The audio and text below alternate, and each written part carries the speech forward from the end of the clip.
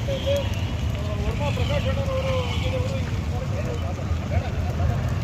ಒಂದು ಪ್ರತಿಭಟನೆಯನ್ನು ಉದ್ದೇಶಿಸಿ ಮಾಹಿತಿಗಳು ಹಾಗೂ ಪುರಸಭಾ ಸದಸ್ಯರಾದ ದಾದಾಪೀರವರು ಮಾತನಾಡಿದ್ದಾರೆ. ಕಾಂಗ್ರೆಸ್ಸಿನ ಕಾರ್ಯಕರ್ತರೇ ಹಾಗೂ ಸಿದ್ದರಾಮಯ್ಯ ಅಭಿಮಾನಿಗಳೇ, ಮಾಧ್ಯಮದ ಸ್ನೇಹಿತರೆ, ಕಳೆದ 10 ವರ್ಷಗಳಿಂದ ನಾವು ಗಮನಿಸ್ತಾ ಇದ್ದೀವಿ. ಕೇಂದ್ರ ಸರ್ಕಾರ ಅನ್ನೋದು ಒಕ್ಕೂಟ ವ್ಯವಸ್ಥೆಯಲ್ಲಿ